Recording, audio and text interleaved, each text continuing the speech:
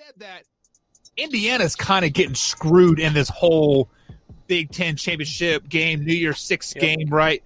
And for you guys that don't know what we're talking about, the Big Ten put out rules at the beginning of the year, said that you had to have 6 wins to be eligible for the conference championship game.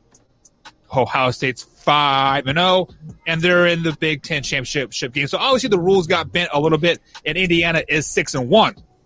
So looking at the current polls right now in the college football ranking itself, Indiana is number 11, and in the AP they're at number 7.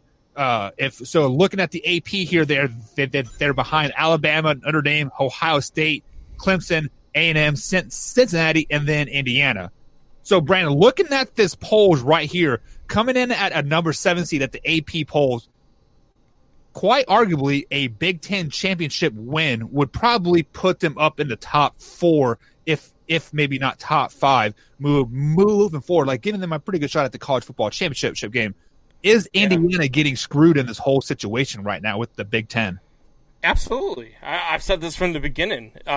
Indiana is absolutely getting hosed here. They met all the requirements. They're 6-1. It's not like you're talking about, a 4-2 or 4-3 team.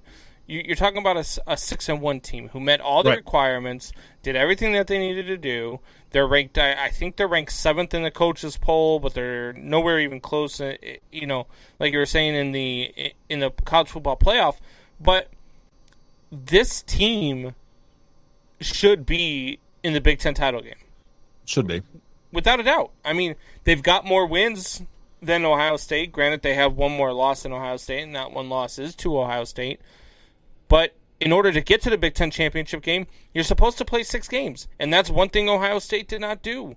And so now you're taking these kids, you're telling the kids from Indiana, look, I understand you met all the requirements. You went 6-1. You had a great season.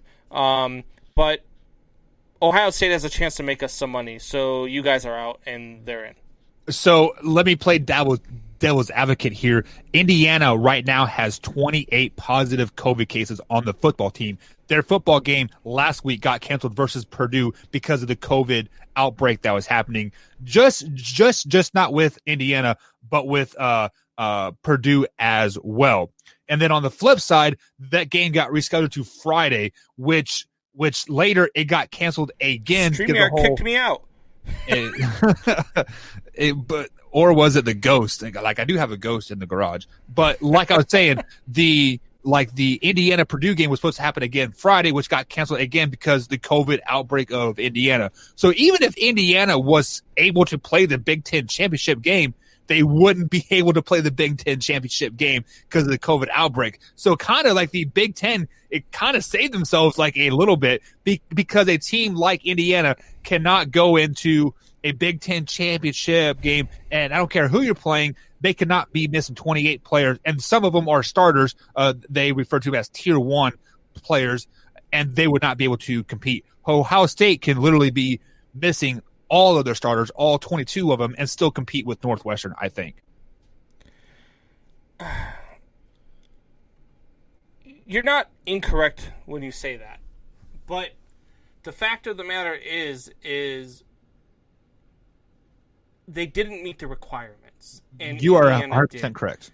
And whether or not they will win, because we don't know. We don't know. Man Hour Nation. Thanks for checking out that Man Hour clip. You can check out the full episode in the link below in the description, or you can check us live Monday through Thursday, 8 p.m. East Coast time on youtube.com/Man Hour. Or you can download the podcast form on Spotify and iHeartRadio as well. Man Hour Nation, stand up.